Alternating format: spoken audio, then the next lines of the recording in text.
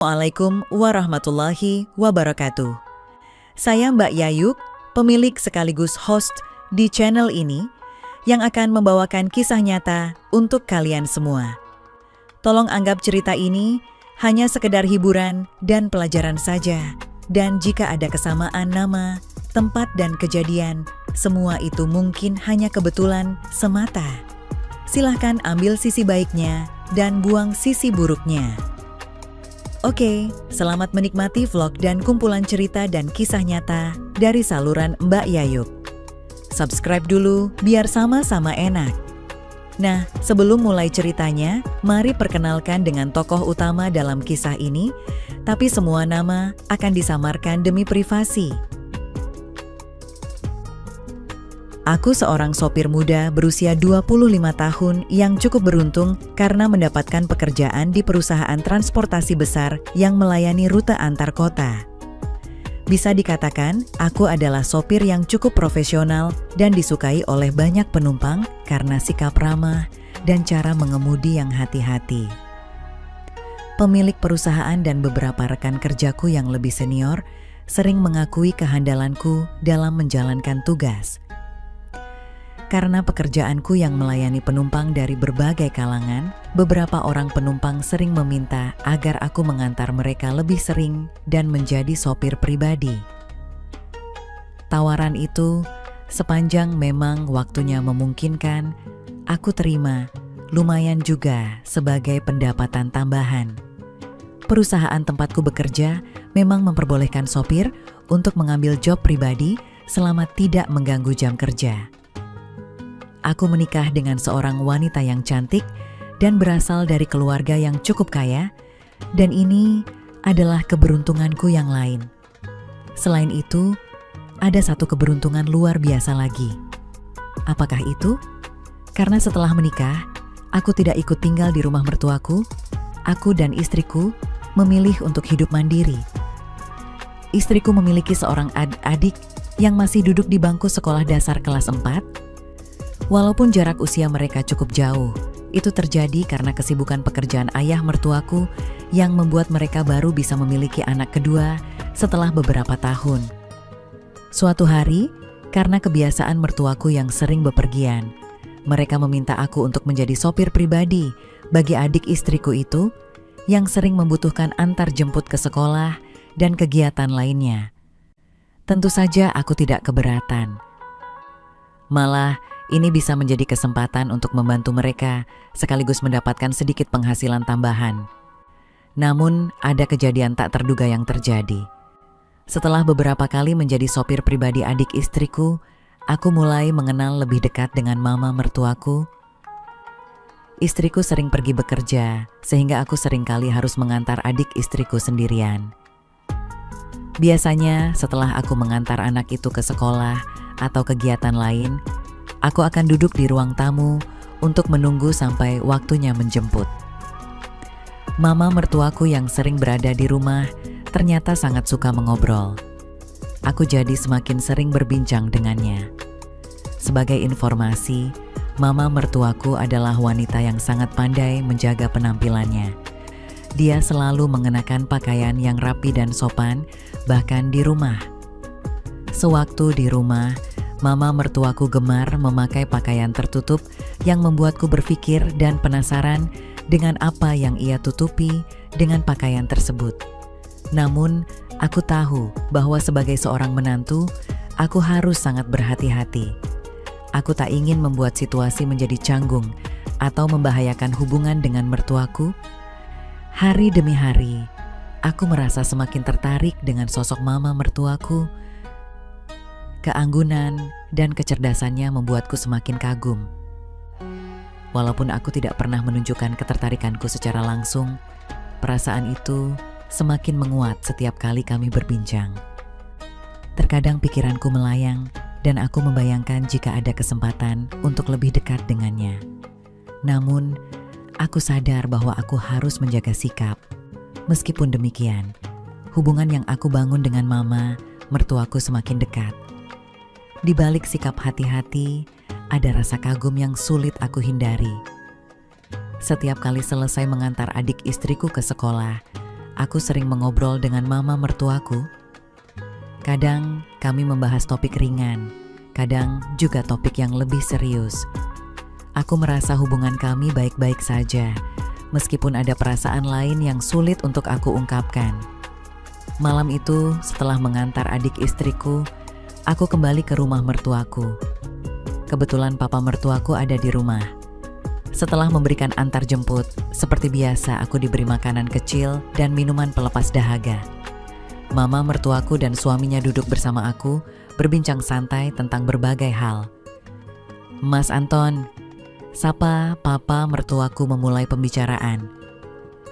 "Ya, ada apa, Pak?" Jawabku ringkas sambil menantikan kata-katanya. "Minggu depan papa mesti pergi ke luar negeri untuk ngurusin kerjaan," sambungnya. "Wah, semoga berhasil dan semakin berkembang Pak bisnisnya," jawabku. "Tapi masalahnya papa harus pergi ke sana selama 1 minggu." "Lalu apa masalahnya, Pak?" jawabku. "Tidak ada seorang pun yang akan berada di sini untuk menemani mama dan adik kamu, Mas. Rasanya enggak tega apa-apa ninggalin mereka hanya berdua, terutama di malam hari," jelas papa mertuaku. Singkat cerita, papa mertuaku menyuruhku untuk tinggal sementara di rumahnya sampai papa mertuaku pulang dari luar negeri. Dengan senang hati, aku mengiyakan permintaan tersebut. Malam itu, sesampainya aku di rumah, aku bilang pada istriku kalau aku harus menginap selama seminggu di rumah kedua orang tuanya. Aku jelaskan semuanya pada istriku. Akan tetapi, yang membuatku terkejut adalah bertepatan dengan papa mertua yang akan ke luar negeri itu. Ternyata istriku juga pas ada perintah dari tempatnya kerja kalau dia juga harus keluar kota selama 5 hari. Sehingga menurut istriku, "Wah, kebetulan sekali, Mas," seru istriku. "Kebetulan bagaimana?" tanyaku heran. "Ya kebetulan, daripada Mas tidur sendiri di rumah ini," ucap istriku semakin membuatku bingung. "Karena pas hari itu, aku juga harus keluar kota, Mas," ucap istriku. Barulah aku tahu. Apakah ini yang dinamakan pucuk dicinta, ulam pun tiba? Gumanku dalam hati. Malam itu pun, aku menjadi memikirkan rencana yang tidak-tidak. Seperti memantau Mama Riri yang sedang di kamar mandi, atau menilik saat Mama Riri tidur. Inilah kesempatanku, kalau saat aku mengantar jemput, aku kurang berkesempatan. Kalau aku tidur di sana, aku tidak akan menyia-nyiakan kesempatan itu. Aku sangat berharap dapat kesempatan seluas-luasnya dengan Mama Riri. Terinspirasi itu, aku jadi semangat. Segera saja aku tarik istriku untuk bekerja kreatif. Aku sampaikan alasanku pada istriku, sebelum nanti lama tidak dapat kerja sama, aku ambil saja malam itu. Istriku pun hanya tersenyum dan menyambutku.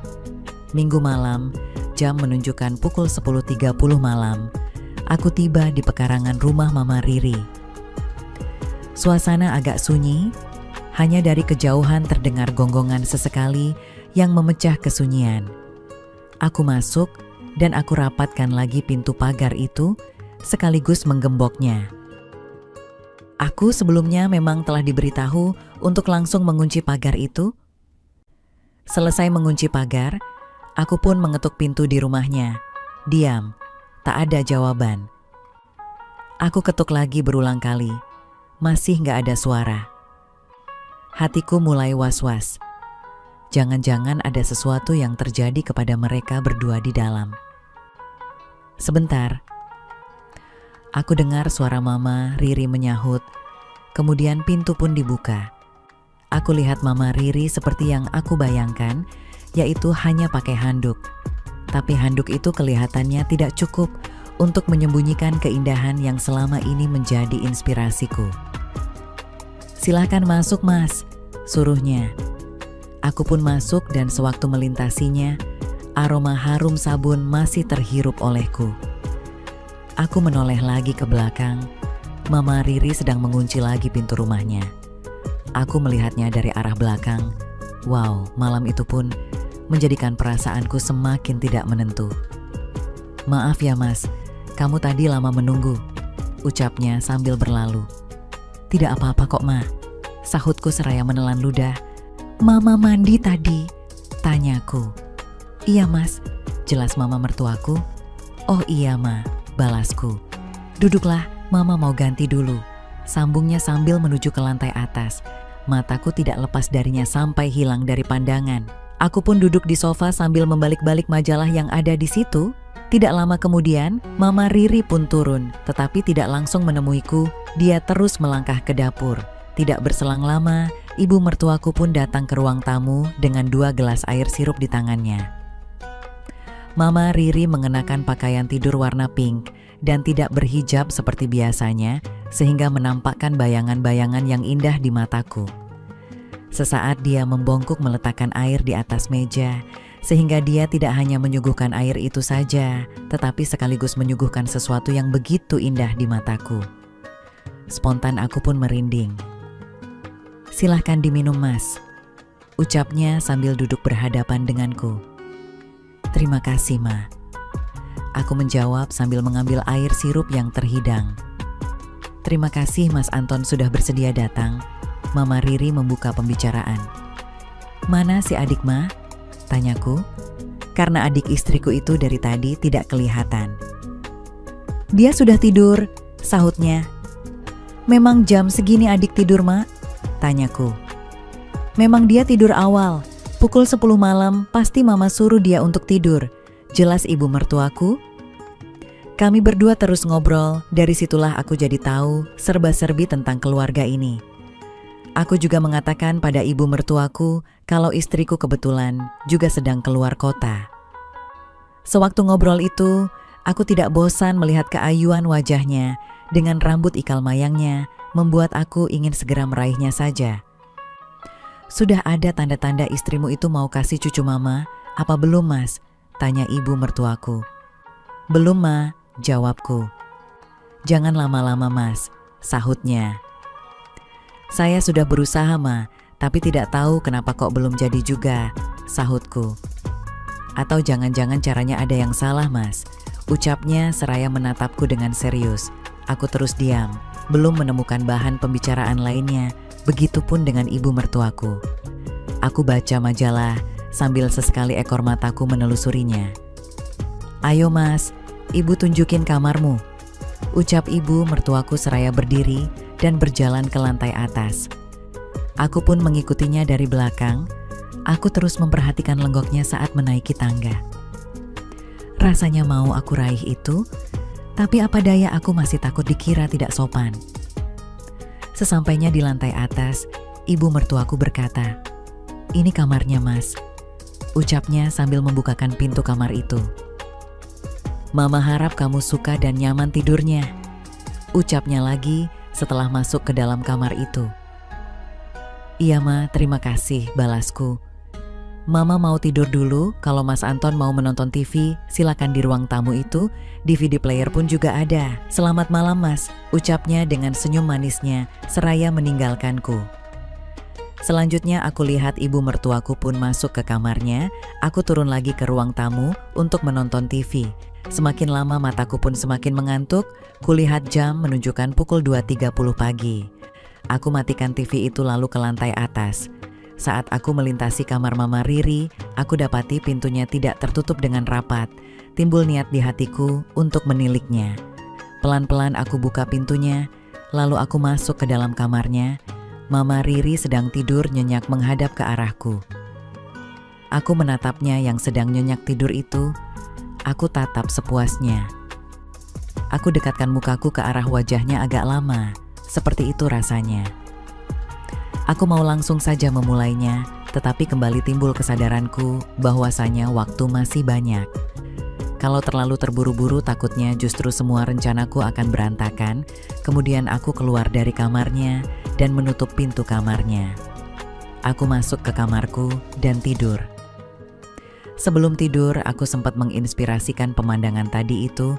Akhirnya aku pun tertidur. Sedang damai-damainya, aku di alam mimpi, pintu kamarku diketuk. Kedengaran suara Mama Riri yang menyuruh aku bangun.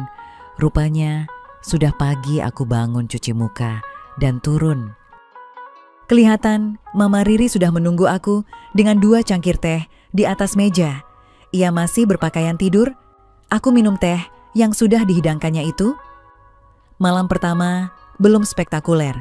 Bagaimana di malam kedua? Di malam kedua, seperti biasa, aku tutup dan kunci pagar rumahnya. Saat pintu rumah dibuka, Mama Riri aku lihat sudah berpakaian tidur. Sejenis daster, tetapi masih harum aroma parfumnya. Setelah itu, aku dipersilakan minum, sambil kami ngobrol ngalor ngidul, sampai mata mengantuk. "Mas Anton, Mama mau tidur dulu," katanya sambil melihat jam dinding yang menunjukkan pukul 11.30 malam. "Oke Ma," balasku singkat. Mama Riri berlalu meninggalkanku sendirian di ruang tamu. Aku memperhatikan lenggoknya itu hingga hilang dari pandangan. Aku masih di ruang tamu, nonton TV sendirian, sunyi. Tiba-tiba Mama Riri turun dan terus ke dapur. Ketika itu jam menunjukkan pukul 12.30 malam. "Mungkin haus," kata hatiku. Tidak lama kemudian, Mama Riri kembali dan terus menaiki anak tangga. Tiba-tiba terdengar jeritan Mama Riri di tangga. Aku spontan berlari ke arahnya dan aku dapati dia terjatuh di atas tangga sambil tangannya memegang pergelangan kaki kirinya. Mukanya berkerut menahan sakit. "Kenapa, Ma?" tanyaku seraya duduk di hadapannya. "Mama terkilir, Mas," ucapnya seraya meringis. "Mana yang sakit, Ma?" tanyaku. Dia menunjukkan ke arah pergelangan kaki kirinya. "Mana? Saya lihat," balasku sambil memegang dan memijat-mijat mencari yang sakit. Dengan pengalaman saat di pramuka, aku tahu sedikit menangani hal seperti ini. Aku terus memijat dan mengurut daerah pergelangan itu, sesekali dia menjerit kecil karena kesakitan. "Bisa jalan, Ma?" aku bertanya. Mama Riri tidak menjawab, ia terus bangun mencoba untuk berdiri. "Tak bisa, Mas," jawabnya mengerutkan muka. "Mari, Ma, saya bantu," balasku. Mama Riri setuju. Ia memegang leherku dengan tangan kirinya. Aku memapahnya naik. Aku memapahnya pelan-pelan. Aku teruskan langkah. Tiba-tiba kakinya tergelincir lagi. Dia hampir terjatuh. Aku segera menyambut dengan melingkarkan kedua tanganku. Mama Riri juga turut bergantung di leherku dengan kedua tangannya. Saat dalam situasi itu, aku jadi tahu dia tak pakai aksesoris. Aku simpulkan Mama Riri mungkin kalau tidur tidak pernah memakainya, gumamku dalam hati. Aku melambatkan langkah agar dapat memanfaatkan situasi itu lebih lama. Sesampainya di kamarnya, aku masuk dan tutup pintu. "Biar saya urut sedikit, Ma," kataku sambil tangan sudah ada di pergelangan kakinya. Aku terus memijat dan mengurut dengan pelan. Aku alurkan urutan dari atas ke bawah hingga ke jari kakinya. Agak lama aku mengurut sekitar daerah sakit itu. "Masih sakit, Ma?" tanyaku. "Sudah kurang sedikit," sahutnya. Aku terus mengurut. Aku semakin nekat. Ibu mertuaku seperti membiarkannya. Hanya sesekali wajahnya berkerut menahan sakit. Aku teruskan mengurut. Semangat kerja kreatif itu datang dan semakin sulit dibendung lagi. Aku lihat Mama Riri diam saja. Aku semakin jauh lagi dalam melangkah. Tidak nampak tanda protes di wajahnya. Matanya kelihatan terpejam. Kesempatan semacam ini jarang terjadi, pikirku. Pintar ngurut juga ya. Aku terkejut bersamaan dengan itu. Aku melepaskan tanganku. "Tolong pijit bahu Mama juga, Mas," pintanya. Lega hatiku. Aku pikir dia mau marah, tetapi rupa-rupanya mau aku pijit yang lainnya juga. Mama Riri bangun duduk dan membelakangiku. Selanjutnya aku menjalankan perintahnya. Semakin lama, ibu mertuaku pun semakin membuka peluang lowongan kerja itu untukku. Tentu saja aku tidak menyia-nyiakan kesempatan kerja kreatif itu. Seakan mendapat angin, aku pun segera memulainya. Dan ternyata ibu mertuaku pun menyambutnya. Mata kami bertatapan, tiada kata-kata yang keluar. Entah siapa yang maju duluan, tahu-tahu sudah terjadi. Aku sungguh bahagia sekali malam itu karena akhirnya berhasil dengan seorang wanita yang telah lama menjadi impianku. Berselang hampir 1 jam mencoba berbagai cara, akhirnya kami berdua pun menemukannya secara bersama-sama. Aku letih begitu juga dengan Mama Riri setelah berdayung di lautan yang indah itu. Pelan-pelan matanya dibuka, aku pandangi dan terlihat terpancar kebahagiaan di wajahnya. Aku juga begitu. Malam itu kami tidur bersama. Menjelang subuh aku terjaga dengan semangat baru. Mama Riri, aku bangun. Ternyata dia pun menginginkannya dan sekali lagi kami berlayar bersama ke Pulau Impian lagi. Akhirnya terdampar juga di pantai Pulau Impian itu dengan sukses untuk kedua kalinya. Setelah pagi kami bangun, saat aku turun telah terhidang 2 cangkir teh di atas meja. Kami minum dan aku meminta diri untuk pulang. Di muka pintu sebelum pulang, Mama Riri memberikan tanda kasih sayangnya dan mengingatkan aku agar datang lagi malam nanti. Aku mengangguk sambil tersenyum penuh arti. Masih ada lagi 5 malam sebelum suami Mama Riri pulang. Setiap malam akan aku manfaatkan sebaik-baiknya untuk mendapatkan kesenangan yang tiada tara itu. Dan selama 5 malam itulah, aku memiliki kesempatan dengan ibu mertuaku dalam berbagai cara dan tempat. Aku tidak lagi tidur di kamar tamu, tetapi di kamar Mama Riri. Mama Riri menyukaiku bukan hanya di dalam kamar, malah di dalam kamar mandi juga. Ada kalanya saat mandi di waktu malam atau pagi, aku semakin tahu kalau suami Mama Riri jarang bersama dengan Mama Riri karena terlalu sibuk. Sebab itulah Mama Riri merelakannya untuk. Mama Riri juga memberitahuku bahwa dia sebenarnya gembira sekali saat tahu suaminya akan ke luar negeri selama beberapa hari dan aku akan menemaninya selama suaminya pergi itu. Jadi, kesempatan itu tidak disia-siakan. Mama sengaja mencari jalan agar dapat denganku. Rupanya Mama Riri sengaja berpura-pura jatuh di tangga untuk memancingku. Malam terakhir menjelang suaminya akan datang, kami berdua habiskan waktu itu terus untuk bekerja sama lagi dan lagi tanpa merasa capek. Keesokan paginya aku pulang. Sebelum pulang, Mama Riri mengucapkan terima kasih karena aku telah bersedia menemaninya selama suaminya tidak ada. Aku juga mengucapkan terima kasih atas apa yang diberikannya. Mama Riri menyatakan bahwa dia juga sangat bahagia.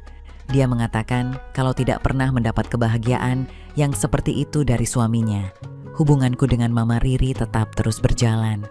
Sayangnya, sampai saat ini, suami Mama Riri belum ada keperluan ke luar negeri lagi. Tamat. Begitulah kisahku dengan Mama Riri, ibu mertuaku sendiri. Oke teman-teman, segitu dulu kisah ini. Semoga teman semua bisa terhibur ya. Mohon maaf sebelumnya, di sini tidak ada maksud untuk merusak moral. Tapi kita sebagai insan manusia yang penuh dosa, hanya ingin berbagi pengalaman saja yang tentunya kami tidak menyarankan hal ini untuk ditiru ya. Terima kasih karena sudah mau mendengarkan kisah nyata ini. Sekali lagi, ambil baiknya dan buang buruknya. Dan semoga hal seperti ini tidak akan pernah terjadi kepada kalian semua. Dan semoga kita semua dilindungi dari mara bahaya. Amin ya rabbal alamin. Sekian dan terima kasih. Sampai ketemu lagi di cerita-cerita selanjutnya. Jangan lupa like, komen, share, dan subscribe.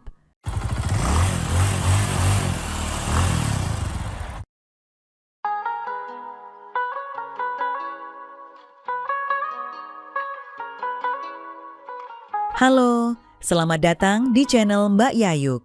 Assalamualaikum warahmatullahi wabarakatuh. Saya Mbak Yayuk, pemilik sekaligus host di channel ini yang akan membawakan kisah nyata untuk kalian semua. Tolong anggap cerita ini hanya sekedar hiburan dan pelajaran saja. Dan jika ada kesamaan nama, tempat, dan kejadian, semua itu mungkin hanya kebetulan semata. Silahkan ambil sisi baiknya dan buang sisi buruknya. Oke, selamat menikmati vlog dan kumpulan cerita dan kisah nyata dari saluran Mbak Yayuk. Subscribe dulu biar sama-sama enak. Nah, sebelum mulai ceritanya, mari perkenalkan dengan tokoh utama dalam kisah ini, tapi semua nama akan disamarkan demi privasi. Pada suatu hari Suminah dan suaminya, Imron, dikunjungi Pak Basir. Pak Basir yang berumur 51 tahun adalah ayah mertua Suminah. Berbeda dengan Imron yang tampan dengan hidung yang mancung dan badan yang tegap, Pak Basir lebih tampak gempal dan berotot. Sebuah codet bekas luka menyilang di pipi kirinya. Suminah, menantu Pak Basir, tak kalah rupawannya dengan Imron. Meskipun tidak terlihat, karena selalu berpakaian tertutup, perempuan ini memiliki bibir yang indah dan sepasang mata yang mampu mengguncangkan dada banyak laki-laki. Pasangan suami istri yang baru menikah 1 tahun yang lalu ini tentu sangat gembira dengan kedatangan Pak Basir yang telah bercerai dengan istrinya 6 tahun yang lalu. Terlebih lagi, meskipun Suminah pernah bertemu dengan ayah mertuanya tersebut sebelumnya, tetapi Pak Basir tidak bisa hadir dalam pesta pernikahannya. Selama sepekan Pak Basir tinggal di rumah Imron yang kerjanya adalah mengajar di sebuah yayasan yang berdekatan dengan rumahnya. Semua berjalan normal-normal saja sampai terjadilah peristiwa yang sangat merugikan bagi Suminah di hari akhir Pak Basir di rumah Imron. Tetapi entahlah rugi atau sama-sama untung ya guys. Kejadian itu bermula pada hari libur pasangan Imron dan Suminah. Namun, hari itu Imron harus mengajar 1 kelas tambahan dan Imron juga akan bertandang ke rumah salah satu siswanya hingga asyar. Seperti biasa, Suminah selalu menyiapkan makan pagi untuk suaminya dan Pak Basir. Selepas mengantar suaminya ke muka pintu, Suminah sempat berbincang-bincang dengan ayah mertuanya sebentar. Kemudian, dia bergegas ke kamar mandi untuk mencuci baju. Pak Basir yang kebetulan hendak pula buang air, tanpa sengaja melihat pemandangan indah. Rupa-rupanya Suminah terlupa merapatkan pintu. Mata tua Pak Basir tak lepas menatap Suminah yang tengah mencuci baju. Seingat Pak Basir, dia tidak pernah melihat menantunya itu dalam keadaan seperti saat itu, yang semampai dengan tinggi 170-an dengan kulit kuning langsat. Karena seingatnya selama ini Suminah selalu tertutup kerudung dan baju muslim yang rapat. Selain itu, menantunya juga terkenal dengan sifat sopan santun dan sangat menitik beratkan tentang soal penjagaan aurat. Malahan di dalam rumah sekalipun menantunya tidak pernah menanggalkan kerudungnya, terkecuali ketika bersama suaminya saja di dalam kamarnya. Namun kini, kain yang basah itu tak lagi mampu menyembunyikan daya tariknya dari tatapan gelombang cinta sang ayah mertua. Tak ayal lagi dorongan pada diri Pak Basir mengelegak hingga ke puncaknya. Dan dengan penuh kesadaran, dia pun mendorongnya untuk membuka pintu kamar mandi yang hanya 3/4 tertutup tersebut. Suminah yang mengetahui kehadiran orang lain tanpa diundang tentu sangat terperanjat ketika menoleh dan menyaksikan Pak Basir sedang mendorong daun pintu. Secepat mungkin dia bangkit dan berusaha menutup pintu itu kembali, hanya saja dia kurang gesit. Pak Basir sudah berhasil masuk ke dalam kamar mandi dan mendorong menantunya tersebut ke pinggir bak mandi sebelum mengunci pintu. Suminah terdesak ke pojok dengan wajah ketakutan melihat seringai senang yang menghiasi wajah ayah mertuanya yang selama ini sangat dihormatinya. Ayah, apa yang ayah lakukan di sini?" tanya Suminah dengan terbata-bata. Pak Basir hanya tersenyum lebar dengan mata tak berkedip sedikit pun. Tanpa berucap sepatah kata pun, Pak Basir memulainya dari dirinya sendiri. Sehingga Suminah terpekik ketika melihat ada penampakan yang menghitam di depan mata, seperti sedang menunjuk ke arahnya. Ayah, jangan yah. Tuh, Long, keluar. Yah, tolong." Keadaan ini sangat menakutkan bagi Suminah tentunya, apalagi ketika Pak Basir mulai beringsut mendekatinya. Melihat permintaannya diabaikan, Suminah yang tidak rela diperlakukan seperti itu mencoba untuk menerobos ke sisi kiri ayah mertuanya untuk mencapai pintu. Namun keadaan menjadi bertambah buruk ketika Pak Basir dengan sigap menangkap menantunya tersebut dengan tangan kirinya. Sembari tangan kanannya bergerak secepat kilat, menghilangkan ikatan kain yang tadi sudah terlihat basah saat Suminah mencuci baju. Kain bermotif batik coklat itu pun jatuh terburai ke lantai kamar mandi.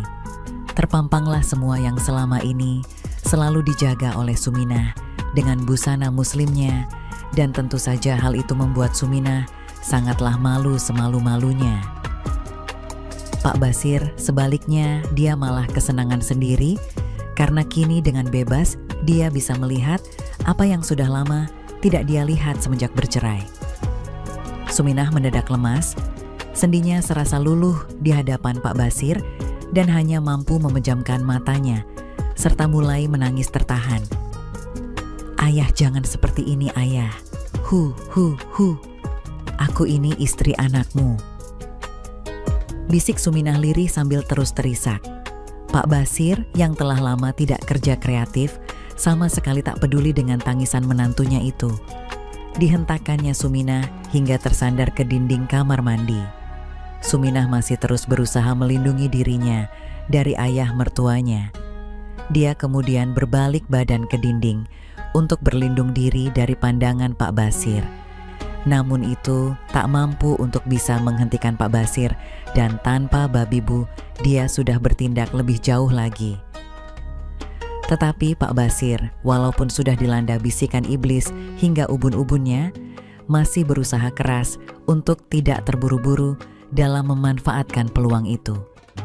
Suminah hanya mampu berdehem pendek di saat perasaannya mulai terbagi antara rasa terhina dan kesenangan. Antara malu dan perasaan bersalah dengan nalurinya sebagai seorang wanita untuk ikut juga menyelesaikan ego yang mulai bangkit. Sebagai orang yang penuh pengalaman, Pak Basir tentu peka akan hal ini. "Imron, engkau sungguh anak yang beruntung," batinnya dalam hati saat itu. Mata Suminah terpejam, bibirnya membentuk bulatan kecil, sementara tarikan garis wajahnya menyiratkan rasa senang yang tak terkira.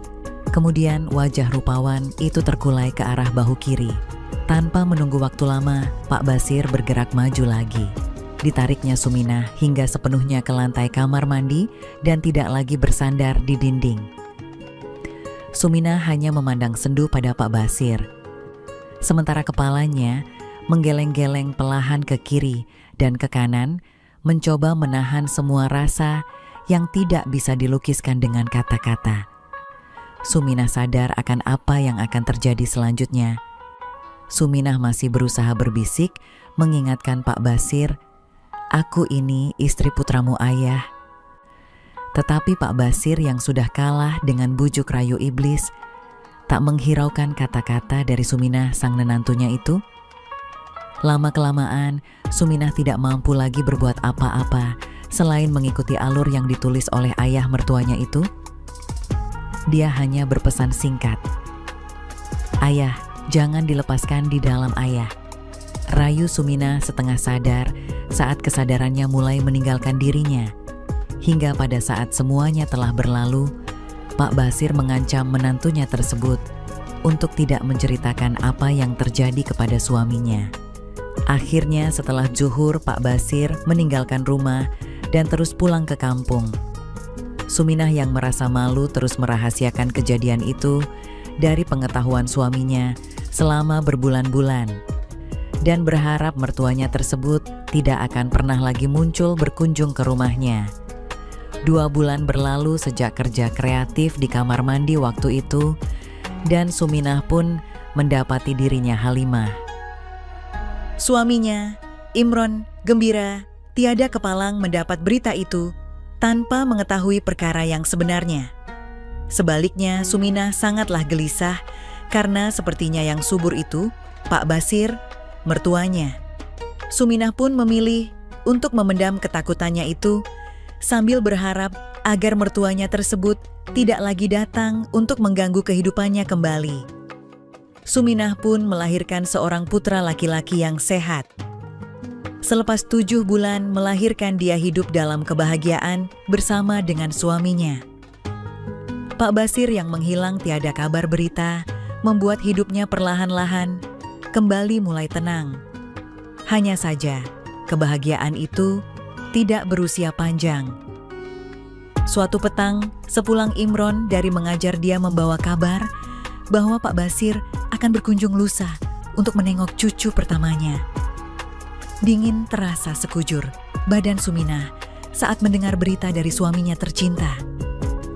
Kedamaian yang dia pikir telah didapatkan tiba-tiba saja kembali dalam bahaya. "Ada apa, Sum? Kamu tampak terkejut mendengar Bapak hendak berkunjung?" tanya Imron padanya.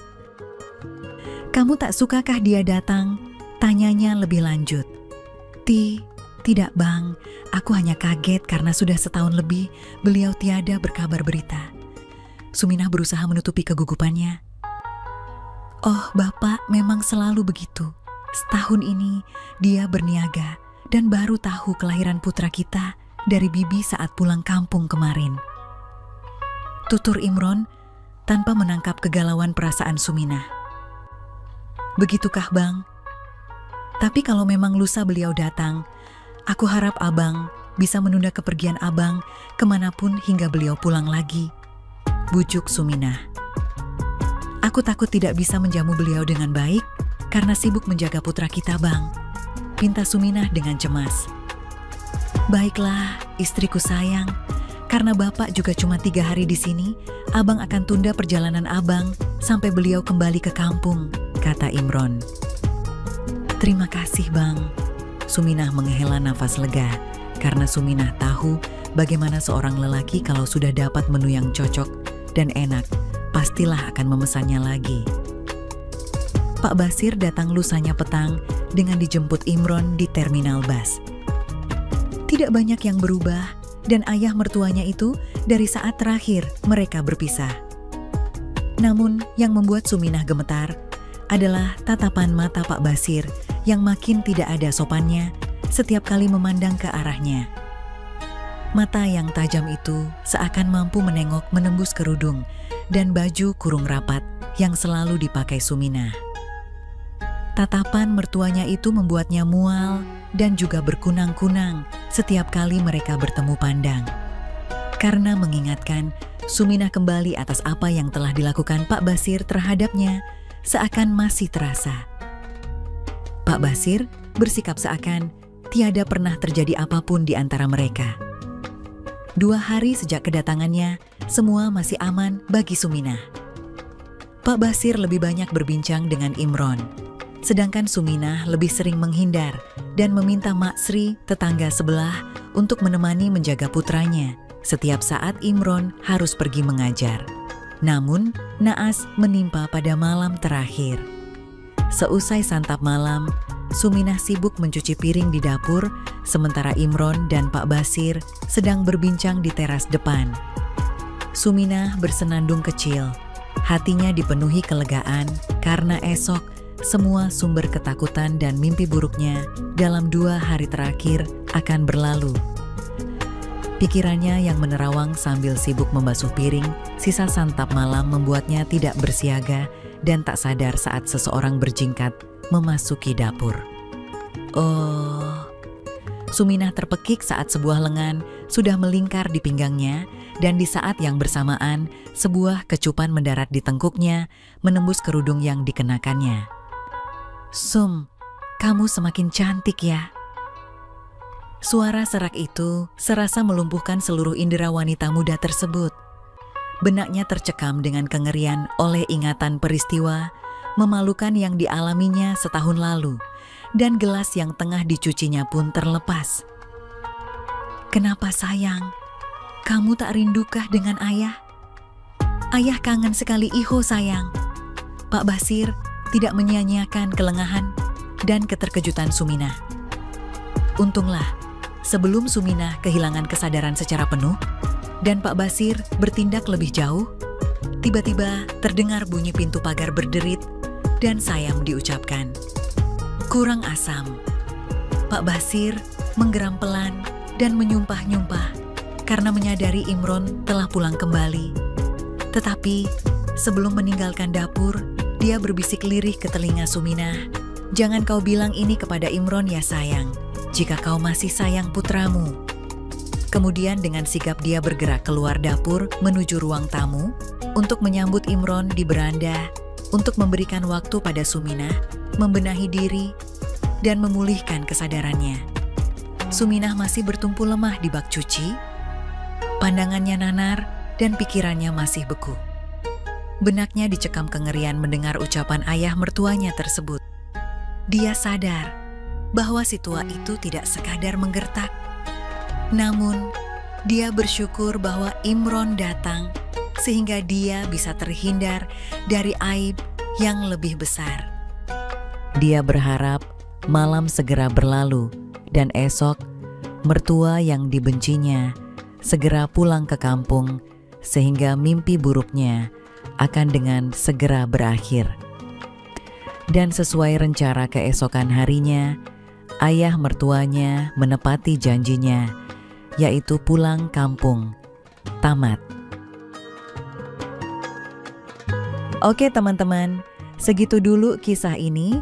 Semoga teman semua bisa terhibur ya. Mohon maaf sebelumnya, di sini tidak ada maksud untuk merusak moral. Tapi kita sebagai insan manusia yang penuh dosa, hanya ingin berbagi pengalaman saja, yang tentunya kami tidak menyarankan hal ini untuk ditiru ya. Terima kasih karena sudah mau mendengarkan kisah nyata ini.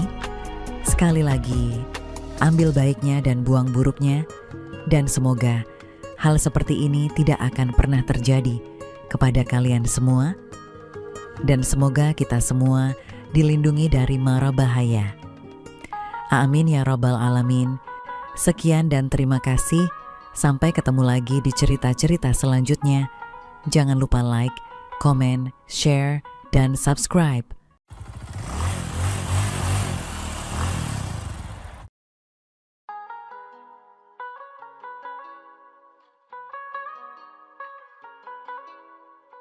Siang itu, cuaca mendung menambah dingin dalam kamarku.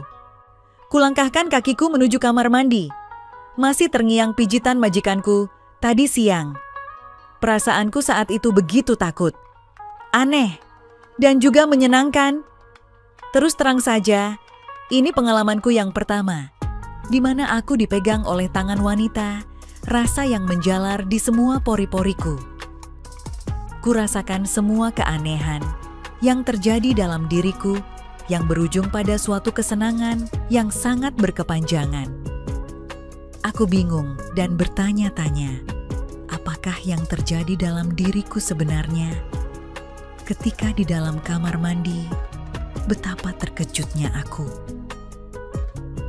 Halo, selamat datang di channel Mbak Yayuk. Assalamualaikum warahmatullahi wabarakatuh. Saya Mbak Yayuk, pemilik sekaligus host di channel ini yang akan membawakan kisah nyata untuk kalian semua. Tolong anggap cerita ini hanya sekedar hiburan dan pelajaran saja. Dan jika ada kesamaan nama, tempat, dan kejadian, semua itu mungkin hanya kebetulan semata. Silahkan ambil sisi baiknya dan buang sisi buruknya. Oke, selamat menikmati vlog dan kumpulan cerita dan kisah nyata dari saluran Mbak Yayuk. Subscribe dulu biar sama-sama enak. Nah, sebelum mulai ceritanya, mari perkenalkan dengan tokoh utama dalam kisah ini, tapi semua nama akan disamarkan demi privasi. Aku adalah anak bungsu dari 5 bersaudara yang kesemuanya wanita. Kakak-kakakku juga bekerja sebagai pembantu rumah tangga. Ibuku sudah tiada sejak aku berusia 2 tahun, sehingga ayahku menikah lagi, namun tak memiliki keturunan. Dan ketika kakakku pergi merantau, tinggallah aku bersama ayah dan ibu tiriku di sebuah desa terpencil dekat pantai. Sejak setahun lalu, aku bekerja pada sebuah keluarga yang merupakan pasangan muda. Majikan lelaki yang kupanggil Napak adalah seorang karyawan, sedangkan majikan wanitanya adalah seorang PNS.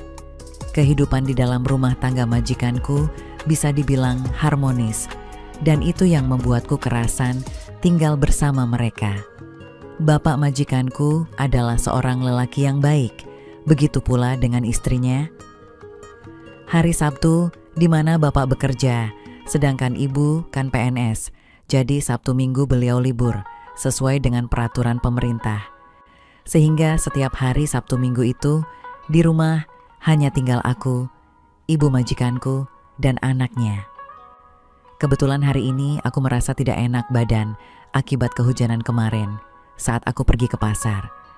Padahal malam harinya aku sudah minum obat Bodrex. Namun hingga pagi harinya aku masih merasa sakit di sekujur tubuhku. Namun meskipun begitu, aku tetap memaksakan diri ini untuk bekerja karena inilah dedikasiku untuk keluarga ini dan merupakan kewajibanku sehari-hari dalam keluarga ini. Setelah semua tugasku selesai, kurebahkan diriku di kamar. Kala itu cuaca mendung dan ketika aku setengah terpejam, sayup-sayup kudengar ibu majikan memanggil namaku. Namun karena badan ini terasa sangat berat, aku tak sanggup untuk bangkit sampai ibu datang ke kamarku dan beliau sangat terkejut melihat kondisiku. Dihampirinya aku dan beliau duduk di tepi ranjang. Aku berusaha untuk bangkit walaupun kepala ini seperti dibebani ribuan batu. Tiba-tiba tangan ibu majikan menyentuh dahiku dan kemudian merengkuhku untuk memintaku tiduran kembali. Beliau mengatakan kalau badanku demam, kemudian ibu memijat keningku, mataku terpejam mengilhami pijitan itu. Terasa sakit di kepala dan lemas sekujur tubuhku. Setelah beberapa saat ibu majikanku menyuruhku untuk telungkup, aku pun menurutinya. Kurasakan semua itu olehnya, aku terkejut tetapi karena lemas, aku pasrah saja.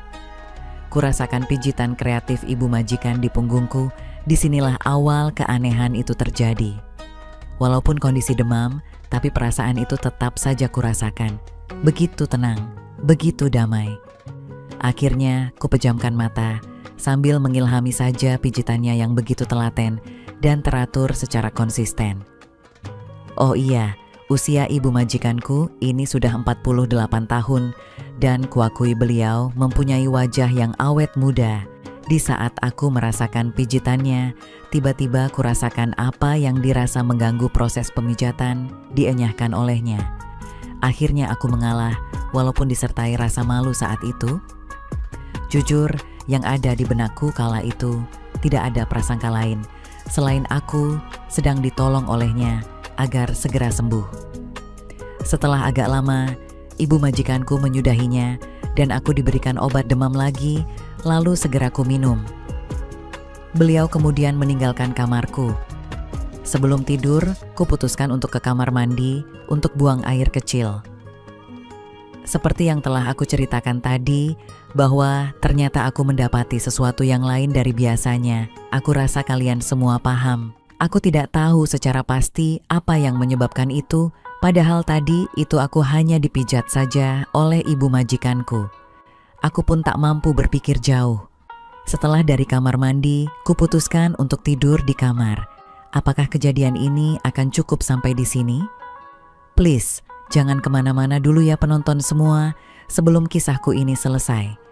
Sore harinya gerimis turun dan ketika aku tidur ternyata tadi siang bapak majikanku dan anaknya pergi ke rumah keluarganya. Dan rencananya mereka akan menginap di sana karena ada hajatan, sementara itu ibu majikanku tetap di rumah. Sebab besok Minggu ada acara di kompleks.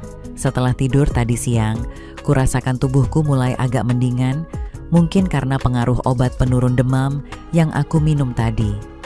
Sehingga aku pun berani mandi meskipun tetap menggunakan air hangat. Selesai mandi, terdengar suara ibu majikanku dari ruang TV memanggilku. Aku pun bergegas menemui beliau.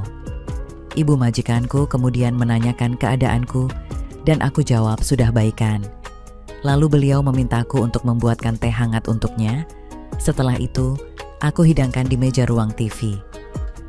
Ibu majikanku kemudian menyuruhku untuk duduk di bawah, tepat di depan tempat duduknya, dan kuturuti perintahnya.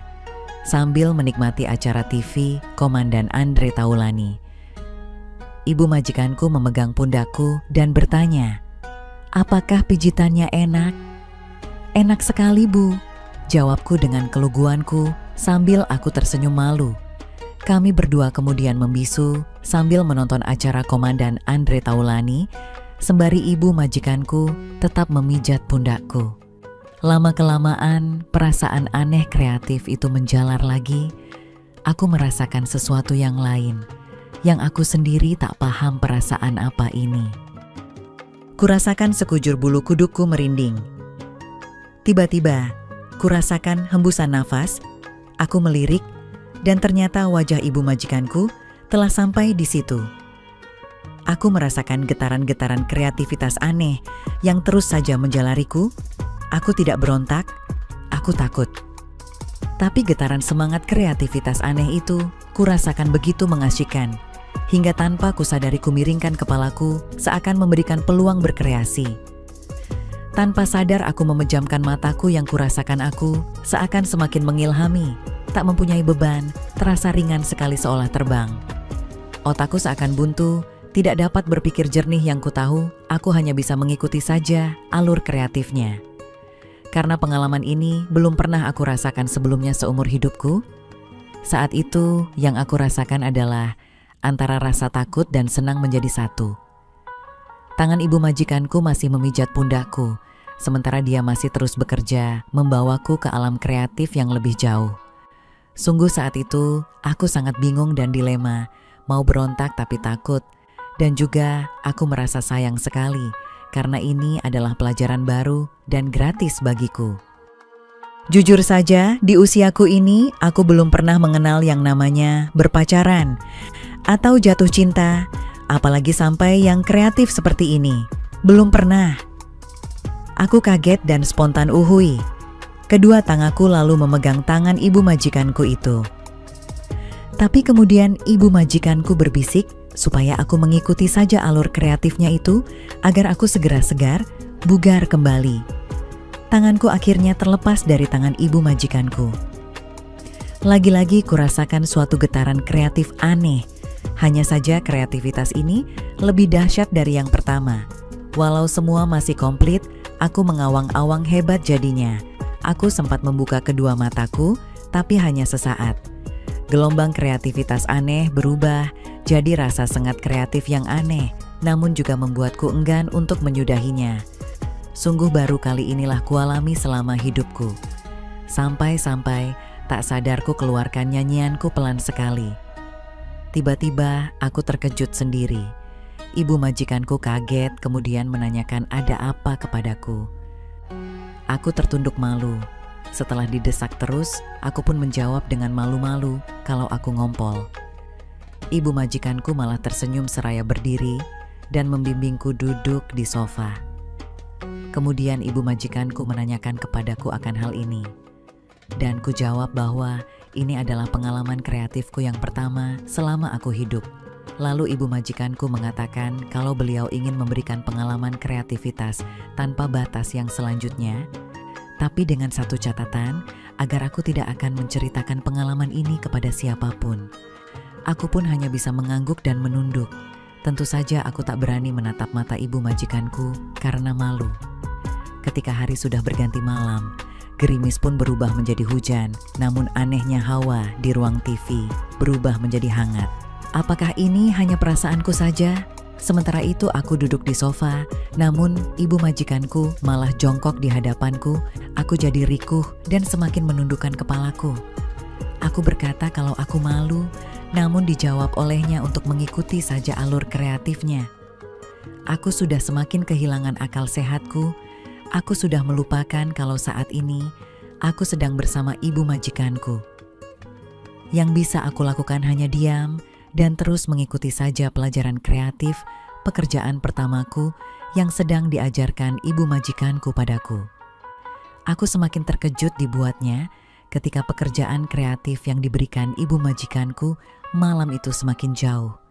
Saat aku mengatakan kalau aku semakin merasa malu atas apa yang terjadi, dengan sabarnya ibu majikanku terus menenangkanku. Aku pun kembali hanya bisa terdiam dan menengadah di antara rasa takut dan malu, serta adanya rasa menyenangkan yang tak kuduga sebelumnya. Perlahan tapi pasti ibu majikanku semakin jauh dan jauh lagi mengerjakan pekerjaan kreatifnya. Kembali lagi, rasa takut bercampur, rasa gelisah datang berkecamuk di dalam diriku.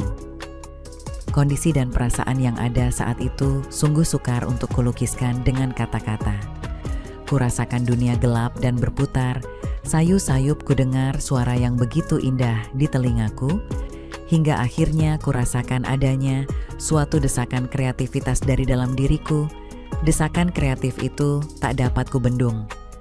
Aku mencoba untuk bertahan, tetapi tetap saja aku tak mampu. Kulihat ibu majikanku tersenyum dan mengelus rambutku. Ibu majikanku pun menanyakan apa yang aku rasakan di kala itu. Kubalas dengan tatapan yang bertanya-tanya, tetapi tetap saja aku tidak dapat berkata-kata. Aku hanya tersenyum dan memandangnya sayu.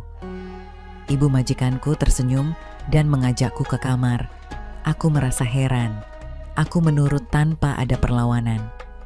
Mungkin karena efek yang baru saja, yang baru pertama kali aku peroleh dalam hidupku. Aku semakin malu dan juga tersanjung ketika ibu majikanku mengagumi apa yang aku miliki dan berpesan agar aku tetap menjaganya. Ibu majikanku duduk di tepi tempat tidurku sembari mengelus rambutku. Dia tersenyum manis, membuat hatiku merasa tentram, nafasku mulai teratur kembali.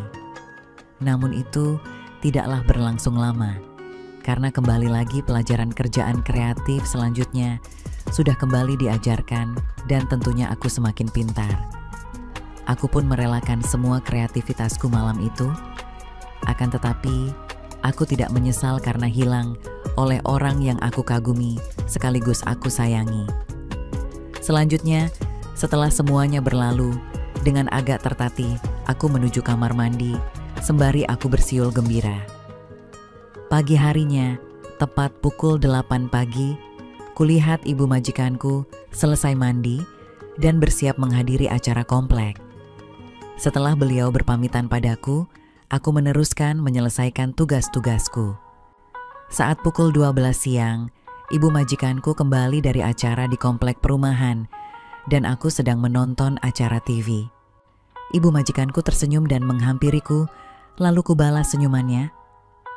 Dan setiap hari, semenjak kepergian suami ibu majikanku, kami selalu bekerja kreatif, tetapi setelah ibu majikanku kembali dari kantor. Kadang di kamarku, di kamarnya, di dapur, di ruang belakang, bahkan pernah di garasi dan di dalam mobil. Hatiku terasa senang, tenteram, hingga akhirnya bapak majikanku pulang dari luar kota. Aku keluar kamar untuk mencari udara segar dan tiba-tiba aku mendengar suara yang tidak asing bagiku dari kamar tidur majikanku. Aku terdiam mendengarkan pekerjaan kreatif yang sedang berlangsung di dalam kamar majikanku. Aku terhanyut, mataku terpejam untuk sekedar mengilhaminya. Setelah sekian lama berlalu, tiba-tiba jadi hening. Aku pun terhuyung kembali ke kamarku dan berbaring di tempat tidurku. Setelah nafasku mulai teratur, kurasakan hatiku sakit, cemburukah aku? Dadaku bergemuruh, seakan tidak rela bila kedua majikanku melaksanakan kewajiban kreatifnya. Perasaan ini tidak boleh ada, jawab hati kecilku. Namun perasaanku tidak dapat dibohongi, sepertinya aku telah jatuh cinta kepada ibu majikanku. Pikiranku bergejolak antara logika dengan perasaan yang aku rasa tidak akan mencapai titik temu. Bagaimanakah ini? Akhirnya kuputuskan untuk keluar dari pekerjaanku. Semula bapak majikanku menahanku dengan menjanjikan gajiku dinaikkan, tetapi aku menolak. Kukatakan bahwa aku akan mencari pengalaman baru di tempat lain. Malamnya ayahku menginterogasiku, menanyakan kenapa aku sampai keluar kerja dari keluarga itu. Aku pun mengatakan bahwa aku mulai menyukai dan mencintai ibu majikanku serta tidak rela bila beliau berduaan sama suaminya. Ayahku sendiri tidak dapat berbuat apa-apa, kemudian ia memeyukku lama sekali Tak terasa menetes air mataku. Besoknya aku pergi dari rumah itu, ibu majikanku memberiku uang 7 kali gajiku untuk modal, katanya. Yang pasti, tanpa sepengetahuan suaminya. Sejujurnya berat rasanya hatiku meninggalkan keluarga ini, tetapi hati kecilku memberontak terhadap orang yang aku sayangi. Namun, keputusanku sudah bulat. Mungkin nanti, suatu saat aku akan mendapatkan jodoh yang juga menyayangiku seperti ibu majikanku. Terlalu tinggikah mimpiku ini? Mungkin saja iya. Tapi bukankah rasa cinta dan sayang itu tidak pernah mengenal usia, kaya dan miskin? Begitulah kisah singkat antara aku dan ibu majikanku. Tamat.